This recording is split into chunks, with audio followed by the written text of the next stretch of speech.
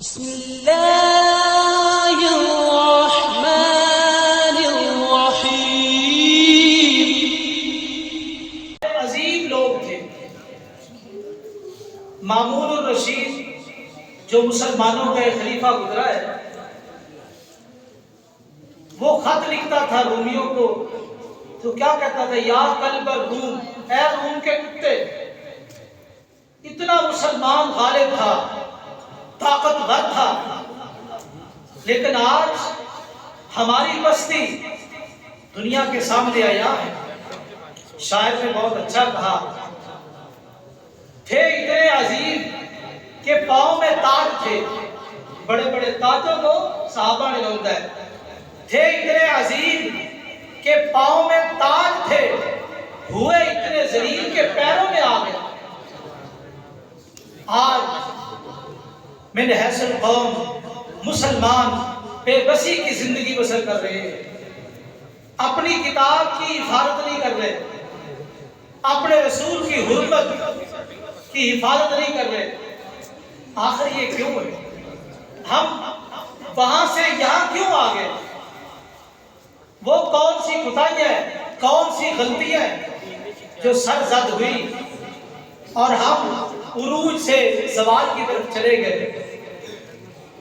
آئیے، سب سے پہلی کوتاہی، آج توحید تو ہے لیکن خالص نہیں۔ عقیدہ توحید رکھنے والے لوگ موجود ہیں لیکن خالص توحید نہیں ہے۔ اس توحید کے اندر ملاوٹ ہے، سوائے چند لوگوں کے، چند لوگ جو صحیح خالص عقیدہ توحید کے حامل ہیں، ورنہ امت کی اکثریت ان کی توحید میں شرک موجود ہے۔ اور اللہ تعالیٰ نے قرآن مجید میں یہ وعدہ کیا ہے کہ تم شرک سے پاک توحید کو اختیار کر لو، تمہارے لیے امن ہے، تمہارے لیے سکون ہے، تمہارے لیے چین ہے۔ اللہ تعالیٰ قرآن مجید میں ارشاد فرماتے ہیں، الذین آمنوا ولم یلبسوا ایمانہم بظلم اولئک لہم الامن وہم مہتدون۔ وہ لوگ جو ایمان لائے اور اپنے ایمان کو شرک کے ساتھ ملایا نہیں، یہاں ظلم سے مراد شرک کے ساتھ اپنے ایمان کو ملایا نہیں، خالص ایمان ہے، خالص عقیدہ توحید ہے، اولئک لہم الامن۔ جن کے سینوں میں خالص عقیدہ توحید موجود ہے، اللہ گارنٹی دے رہے ہیں، اور دنیا کے اندر امن تلاش کرنے والوں، آ جاؤ، تمہیں امن کا ایک ایسا اصول اور ضابطہ بتائے۔ دنیا کے اندر امن کیسے ہوگا، سکون کیسے ہوگا؟ تم خالص عقیدہ توحید کو اپنا لو اور شرک کا خاتمہ کر دو، امن و سکون تمہارا مقدر بن جائے۔ یہ اللہ کے وعدے ہیں۔ وَهُمْ مُهْتَدُونَ، تم حقیقی معنوں میں ہدایت یافتہ بن جائے۔ تو یہ پہلا اصول ہے۔ آج دنیا کے اندر توحید موجود ہے لیکن اس میں شرک کی ملاوٹ موجود ہے۔ قرآن مجید میں اللہ تعالیٰ فرماتے ہیں، وَمَا يُؤْمِنُ أَكْثَرُهُمْ بِاللَّهِ إِلَّا وَهُمْ مُشْرِكُونَ۔ اکثر ایمان کا دعویٰ کرنے والے مشرک، کلمہ پڑھتے ہیں لا الہ الا اللہ محمد رسول اللہ صلی اللہ علیہ وسلم، کلمہ پڑھنے والے مسلمان غیروں کے سامنے جھک رہے ہیں، کوئی دربار پہ، کوئی مزار پہ، کوئی درخت کے سامنے، کوئی پتھر کے سامنے، مسلمان ہے۔ یہ امت محمد ہے۔ آج امت محمد کے پاس خالص عقیدہ نہیں ہے، اس کا نقصان یہ ہوا اللہ نے ہم سے امن اور سکون چھین لیا ہے۔ دنیا پریشان ہے۔ جاؤ دنیا کے اندر جہاں مرضی چلے جاؤ، مسلمان سکون میں نہیں ہے۔ سکون ملے گا تو یہ بہت بڑا اصول جو قرآن نے پیش کیا، خالص عقیدہ توحید کو اپنا لو۔ میں خراج تحسین پیش کرتا ہوں اپنے علماء اور خطباء کو۔ الحمدللہ ہر واعظ میں، ہر خطبے میں، ہر درس میں یہ کوئی نہ کوئی نقطہ توحید پر ضرور بیان کرتے ہیں، اور شعراء کرام جن کی بھی کوشش ہوتی ہے کہ ہم بھی ہر پروگرام میں کوئی ایک دو جملے بھی کم از کم توحید پر ضرور بولے. اور دنیا کی جانتی ہے اس دنیا میں اگر خالص توحید ہے تو صرف اہل الحدیث کے پاس. بڑے بڑے لوگ توحید کے دعوے دار ہیں. تفصیل کا وقت نہیں ورنہ میں دلائل کے انبار لگا سکتا ہوں. جو توحید کے دعویٰ کرنے والے ہیں ان کے عقیدے میں کتنا شرک ہے.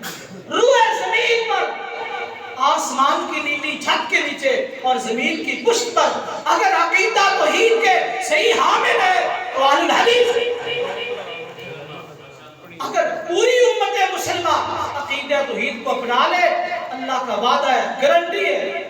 سکون تلاش کرنے والوں آ جاؤ اپنے عقیدے کو خالص بنا لو عقیدہ توحید کو اپنا لو اللہ تمہیں سکون عطا کر دے گا. دوسرا سبب آج ہم ذلیل کیوں ہیں آج ہم پستی کا شکار کیوں ہیں. دوسرا سبب ہم قرآن سے دور. آپ کہیں گے ہم تو قرآن پڑھنے والے ہم قرآن سے دور ہیں. کتنے مسلمان ہیں سورہ فاتحہ کا ترجمہ نہیں آتا. کتنے مسلمان ہیں سورہ کوثر کے ترجمے سے واقف نہیں ہے. کتنے مسلمان ہیں سورہ قل هو اللہ کا ترجمہ نہیں آتا.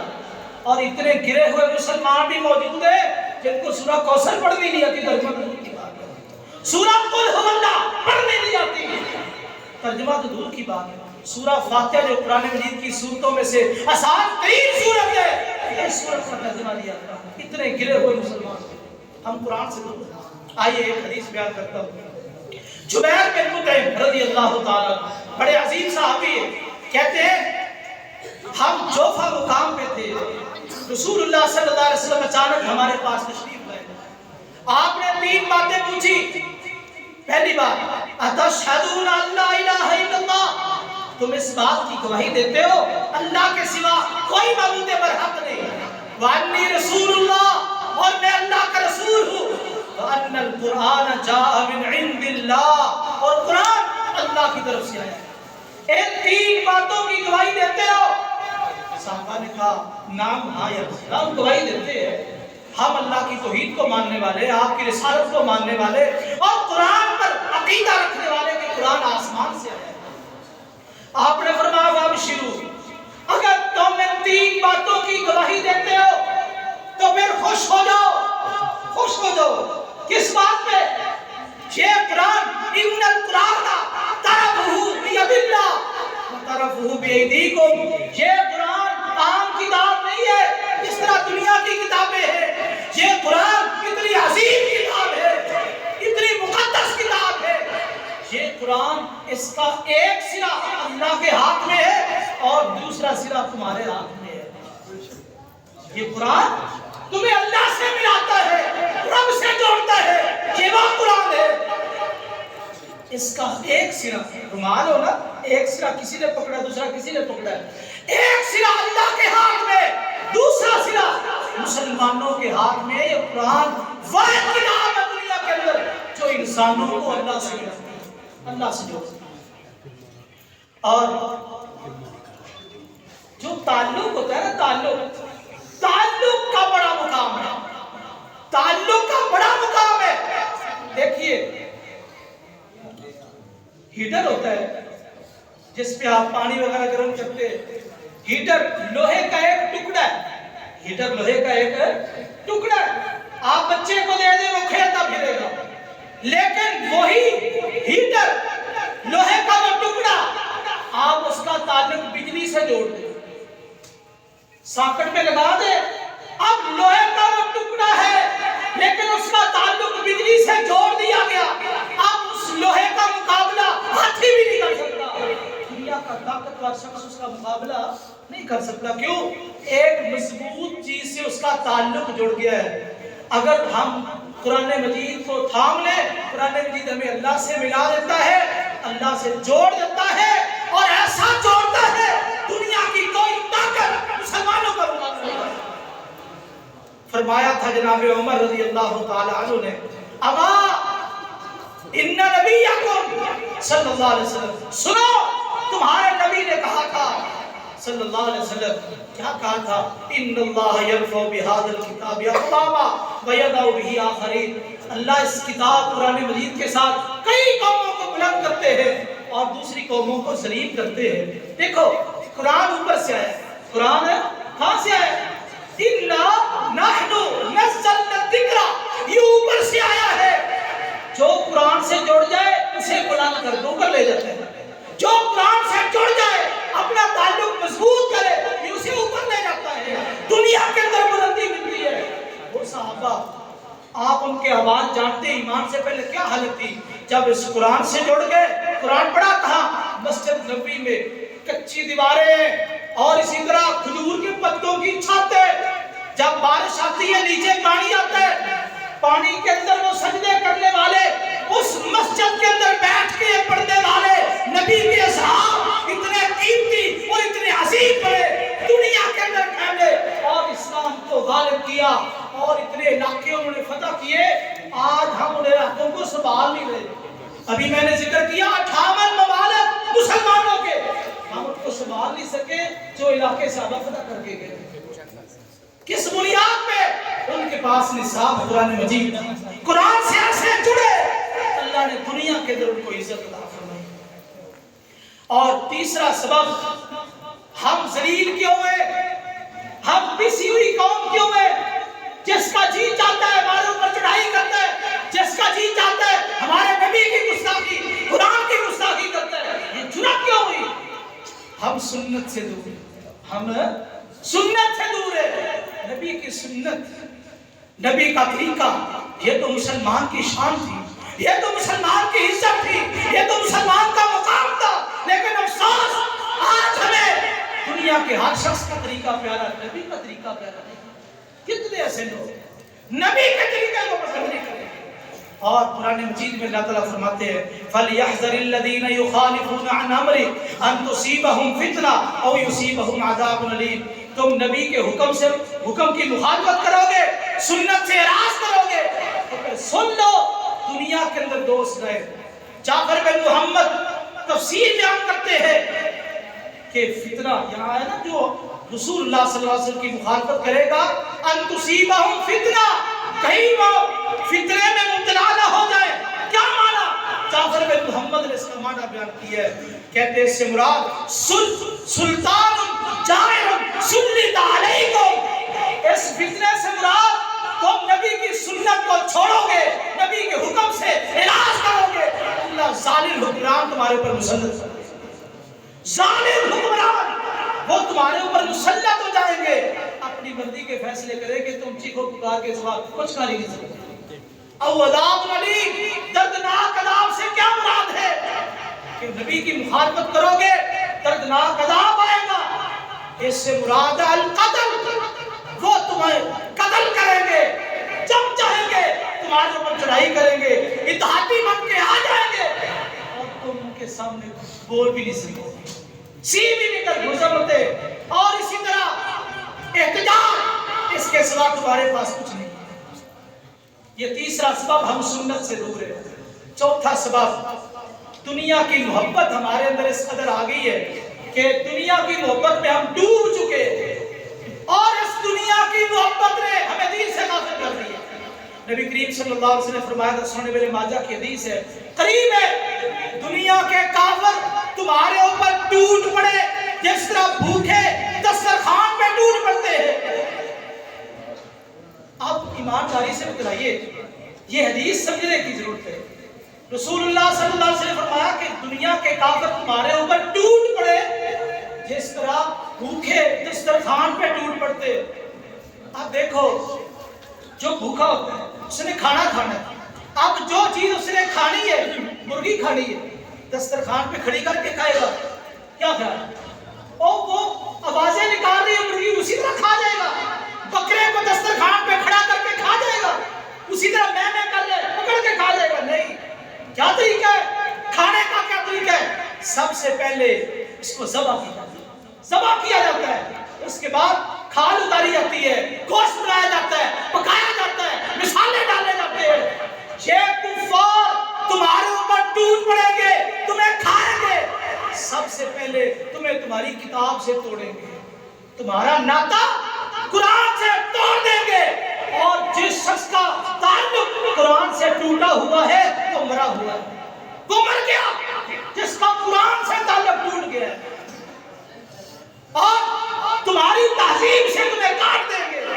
آج مسلمانوں کو تہذیب، یورپ کی جو بات آج ہم بڑی خوشی سے قبول کرتے ہیں، مسلمانوں کی تہذیب ہمیں علم ہی نہیں۔ آج تعلیمات اسلام سے ہم نواقع میں یورپ کا بڑا مطالعہ ہے۔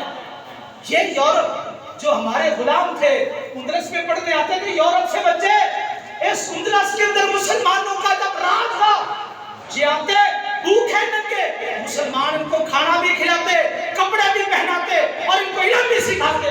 یہ ہمارے غلام ہیں، ہمارے شاگرد ہیں، اور آج یہ بے ایمان ہمارے اوپر چڑھائی کر رہے ہیں۔ یورپ کے بدماش اب چوڑے قرآن مجید کو پھاڑ رہے ہیں۔ پوچھا گیا اللہ کے رسول، یہ کافر ہمارے اوپر ٹوٹ پڑیں گے، ہماری تعداد تھوڑی ہوگی؟ فرمایا نہیں، تم بڑے ہوگے، تمہاری تعداد بڑی ہوگی، لیکن تمہاری دنیا کے اندر حیثیت جس طرح شراب کے اوپر تنکے ہوتے ہیں، شراب کے اوپر تنکے، اس طرح تمہاری حیثیت ہوگی، اوپر آگے نیچے آگے، اوپر آگے نیچے آگے، کوئی حیثیت نہیں ہوگی تمہاری۔ وجہ کیا ہے؟ ایسا کیوں ہوگا؟ نہ تمہارے اندر ایک ایسی بیماری آ جائے گی جس کو وہن کہتے ہیں، اس بیماری کی وجہ سے تمہاری یہ حالت ہو جائے گی۔ وہن کا کیا معنی ہے؟ آپ نے فرمایا حب الدنیا و کراہیت الموت، دنیا کی محبت اور موت کی نفرت یہ تمہارے اندر آ جائے گی۔ دنیا کی محبت تمہیں دنیا کے اندر ذلیل کر دے گی، اللہ کی محبت، قرآن کی محبت، رسول کی محبت تمہیں عزت دے گی، اور دنیا کی محبت تمہیں ذلیل کر دے گی۔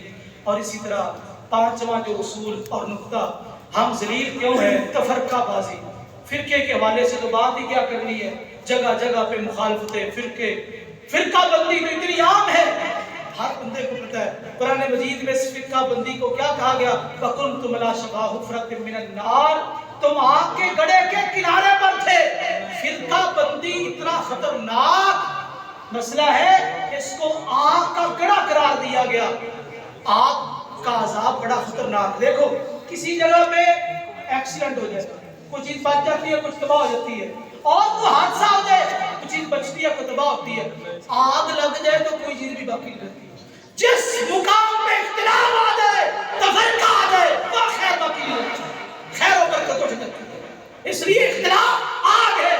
رسول اللہ صلی اللہ علیہ وسلم نے فرمایا تھا الجماعت رحمت، جماعت اتفاق و اتحاد رحمت ہے، والفرقۃ عذاب، اور اختلاف یہ عذاب ہے۔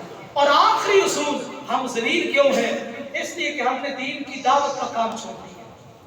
ہم دین کی دعوت دینے میں بڑے کرتے ہیں، جلسے دروس خطبات ہو رہے، لیکن ہماری ہر شخص کی ذمہ داری ہے، ہم جس میدان میں موجود ہیں آپ دعوت دیں۔ نبی کریم صلی اللہ علیہ وسلم نے فرمایا تھا، آپ نے فرمایا والذی نفسی بیدی، مجھے اس ذات کی قسم جس کے ہاتھ میں میری جان ہے، فرمایا ضرور بھی ضرور تم لوگوں کو نیکی کا حکم دو گے، برائی سے منع کرو گے۔ اگر تم یہ فریضہ ادا نہیں کرو گے پھر اللہ تمہارے اوپر عذاب بھیج دے گے، اللہ تمہارے اوپر عذاب مسلط کر دیں گے۔ اس کے بعد تم دعائیں کرو گے، اللہ تمہاری دعائیں بھی قبول نہیں کرے گا۔ آج دنیا میں دعاؤں کی کمی ہے، بیت اللہ میں کتنی دعائیں ہو رہی ہے، مسجد نبوی میں کتنی دعائیں ہو رہی ہے، ہماری مساجد میں رمضان میں کتنی دعائیں ہو رہی ہے۔ دعا کرنے والے تھوڑے ہیں، انقلاب کیوں نہیں آ رہا؟ کیوں نہیں آ رہا؟ فرمایا تم اس فریضے کو ادا نہیں کرو گے تو اللہ، تم دعائیں کرو گے اللہ قبول نہیں کرے گا۔ آج من حیث القوم ہم اس فریضے سے پیچھے، حالانکہ یہ کام تو حکومتی سرپرستی میں ہونا چاہیے تھا۔ یہ 6 اصول میں گنوا دیتا ہوں۔ پہلا اصول، ہم ذلیل کیوں ہیں؟ ہمارے عقیدے کے اندر شرک، خالص عقیدہ نہیں ہے۔ دوسرا اصول، ہم قرآن سے دور ہیں۔ تیسرا اصول، ہم سنت سے دور ہیں۔ چوتھا اصول، دنیا کی محبت غالب آ چکی ہے، دین کی محبت کمزور ہو گئی ہے۔ اور پانچواں اصول، فرقہ بندی۔ اور چھٹا اصول، تبلیغ کا کام ہم نے چھوڑ دیا جو ہمیں کرنا چاہیے تھا ہر میدان میں۔ یہ 6 سبب ہے جن کی وجہ سے آج ہم دنیا کے اندر ذلیل ہیں۔ اگر ہم ان کو اپنا لیں آج بھی دنیا کی ہم عزت والی قوم بن سکتے ہیں۔ آخری ایک سوال اور اپنی بات ختم کرتا ہوں۔ کئی پڑھے لکھے لوگ کہتے ہیں کہ آج ہم پیچھے کیوں ہیں؟ ہمارے پاس ٹیکنالوجی نہیں، ایجوکیشن نہیں ہے، بڑے بڑے منطقی فلسفی دنیا میں موجود، اس لیے ہم پیچھے ہیں۔ بتاؤ خلافت عثمانیہ آدھی دنیا میں حکومت تھی مسلمانوں کی، ان کو پمال کرنے والے کون تھے؟ مسلمانوں کے پاس ٹیکنالوجی موجود ہے، ایجوکیشن موجود ہے، کافر مسلمانوں کے پاس آ رہے ہیں۔ اس قدر مسلمان ترقی یافتہ قوم تھی۔ خلافت عثمانیہ کو تار تار کرنے والے کون تھے؟ تاتاری اتنا ظلم کیا کہ دریاؤں کے اندر کتنے دن تک خون بہتا رہا۔ ان ظالموں نے کھوپڑیوں کا پہاڑ بنا دیا، مسلمانوں کی کھوپڑیوں کا پہاڑ بنا دیا۔ یہاں پہ تاریخ دان پہنچتا ہے، کہاں اٹھتا ہے اس کا قلم؟ مسلمانوں کی کھوپڑیوں کا پہاڑ بنا دیا گیا۔ یہ کون لوگ تھے؟ تاتاری، بندو، وحشی، جو تعلیم سے واقف نہیں تھے، انہوں نے مسلمانوں کی سکونت کو توڑا۔ تو میرے بھائیوں، بات یہ نہیں ہے جب ہم اپنے منہج سے، مشن سے ہٹ جائیں گے، یاد رکھیے ذلت ہمارا مقدر بنے گی، پستی ہمارا مقدر بنے گی۔ آئیے پستی سے نکلنا ہے تو یہ 6 اصول جو قرآن اور حدیث سے میں نے آپ کے سامنے پیش کیے، اللہ تعالیٰ سے دعا کہ اللہ تعالیٰ ہمیں ان اصولوں کو اپنانے کی توفیق نصیب فرمائے اور ہمیں دنیا کے اندر عزت نصیب فرمائے۔ اور جو کافر ہمارے نبی کی حرمت پہ حملہ کرتے ہیں، قرآن کی حرمت پہ حملہ کرتے ہیں، اللہ ان کو کافر کردار تک پہنچائے۔ سبحان ربک رب العزت عما یصفون وسلام علی المرسلین والحمد للہ رب العالمین۔